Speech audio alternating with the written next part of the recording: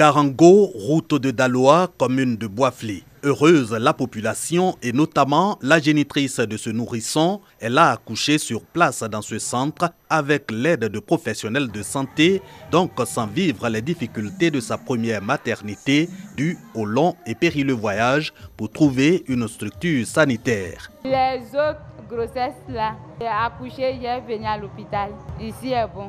Ce centre de santé ne bénéficiera pas qu'aux seuls habitants de Garango. Il y a beaucoup de villages satellites et hameaux qui vont bénéficier des prestations de ce centre-là. C'est pourquoi nous disons que sa mise à notre disposition est vraiment un véritable ouf de soulagement. Possible donc de se soigner désormais à Garango dans cet établissement de premier contact, un centre de santé urbain intégrant dispensaire et maternité, placé sous la responsabilité de médecin-chef. Coût de l'infrastructure, 150 millions de francs CFA, y compris les équipements et ses 2 logements pour personnel soignant. C'est un don de la LONASI, financé avec l'aide des lotérisseurs des pays membres du Conseil de l'Entente. L'outil qui a permis à ces 5 sociétés nationales d'œuvrer ensemble à la réalisation de cette infrastructure est la tranche commune entente appelée communément TCE. Les bénéfices de cette loterie sont utilisés pour améliorer les conditions de vie des populations, pays qui accueillent le tirage. Objectif, amélioration des conditions de vie des populations. Ici, plusieurs actions à l'actif de la LONASI à travers sa fondation dans les domaines de l'éducation, de l'environnement, de la culture, de la santé.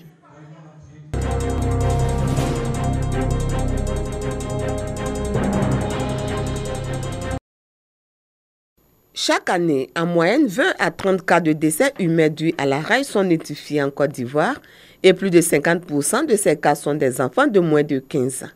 Cette année, dans la région de Gbeke, 3 cas de rage ont été déjà notifiés à la date du 22 septembre.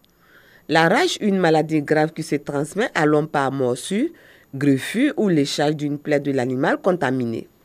En vue de réduire la survenue d'autres cas de rage, les responsables de l'Institut national d'hygiène publique, en collaboration avec la direction des ressources animales et halieutiques, ont initié une séance d'information et de sensibilisation sur l'importance de la lutte contre la rage à Boaké.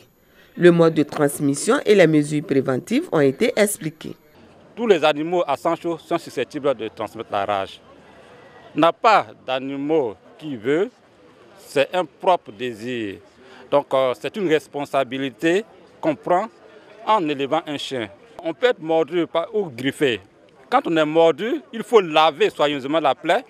Et de 2, il faut aller dans un centre de santé pour les autres mesures appropriées, essentiellement la vaccination. Celui qui sait qu'il ne peut pas s'occuper de son chien, il faut qu'il s'en débarrasse.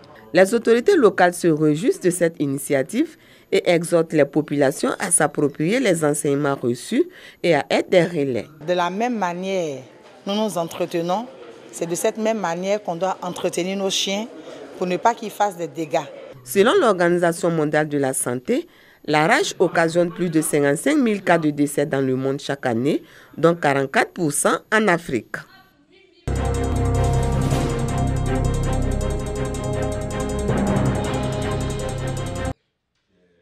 Dans le cadre de ses activités en faveur des élections présidentielles et législatives apaisées, le Conseil national des droits de l'homme a investi depuis quelques jours les grandes villes du pays pour des sessions de formation.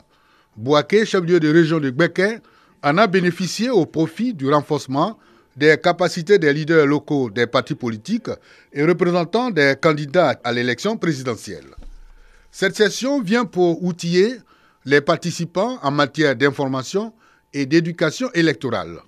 Il a été aussi question de les sensibiliser afin de bannir la violence comme mode de règlement des différends électoraux. Ce programme qui est initié par le CNDH, Conseil national des droits de l'homme, se situe dans le cadre d'un programme intitulé « Promouvoir, défendre les droits de l'homme, l'état de droit, la participation politique des femmes et des jeunes face aux défis électoraux en Côte d'Ivoire ». Il y a eu d'autres sessions, la session de renforcement de capacité des parties prenantes, c'est-à-dire les jeunes, les femmes, les leaders religieux, les leaders communautaires, de 5 régions, en plus du Gbeke, c'est-à-dire du Tchologo, du Poro, du Hambol, du Worodougou et du Béré.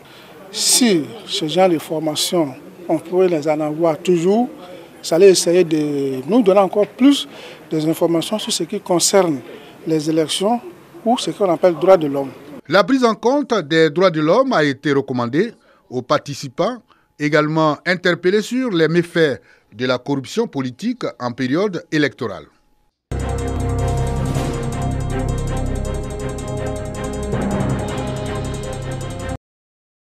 « 27 ans après sa mort, Félix Houphouët-Boigny, toujours apôtre de la paix. Cette dimension reconnue au père de la nation de son vivant, ressassée par le colloque international tenu du 18 au 20 octobre 2018 à Yamoussoukro, à travers l'œuvre de paix de Félix Houphouët-Boigny.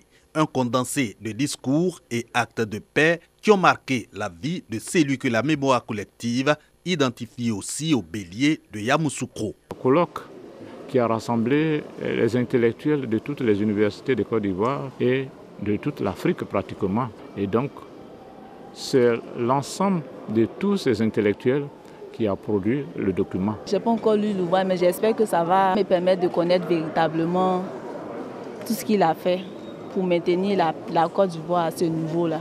Et qu'est-ce qu'on peut faire aujourd'hui à partir de ces actions passées pour que la Côte d'Ivoire puisse retrouver la paix. Houphouët-Boigny, c'est l'image de la Côte d'Ivoire et c'est un homme de paix. Ce que je retiens, c'est que nous avons forcément besoin de paix. L'œuvre de paix de Félix Houphouët-Boigny, un ouvrage en 2 tomes pour 1139 pages, sa dédicace marque le 115e anniversaire de naissance du fils de Ndoli Nyamien et de Kimundri, aussi célébré à la cathédrale Saint-Augustin de Yamoussoukro. Une messe d'action de grâce, surtout pour la paix en Côte d'Ivoire, ainsi qu'a œuvré Félix Houphouët-Boigny.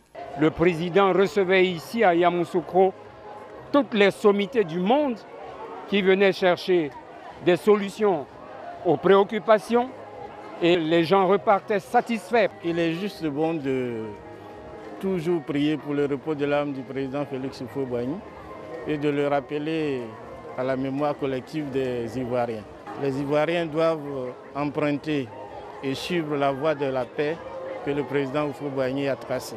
Dans la dynamique de cette culture de la paix, pèlerinage sur la tombe de Félix Houphouët-Boigny, toujours à l'initiative de la fondation qui porte le nom de l'apôtre de la paix, la fondation Félix Houphouët-Boigny, cheville ouvrière de la célébration du 115e anniversaire de naissance du père de la nation.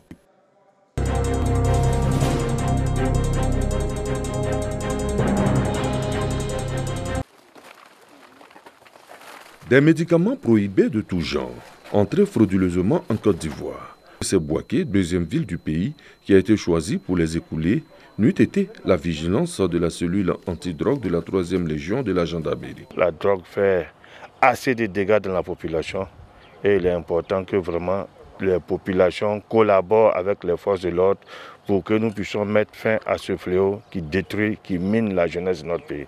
Venu personnellement faire le constat de cette prise, qui est une des plus importantes à Bouaké, le procureur de la République près le tribunal de première instance tient à rassurer les populations que tout sera mis en œuvre pour freiner tous ceux qui entretiennent cette filière tueuse. C'est pour rendre témoignage de la mise en œuvre de la police de proximité. C'est une préoccupation de nos autorités et les instructions qui ont été données par la hiérarchie de la gendarmerie, elles sont en train de porter fruit. Alors il appartient donc au parquet et aux enquêteurs de mener les diligences pour que l'auteur soit appréhendé et traduit devant le tribunal pour répondre des faits. Les éléments de la cellule antidrogue de la 3e Légion de gendarmerie sont en alerte de jour comme de nuit afin de veiller sur la sécurité des populations.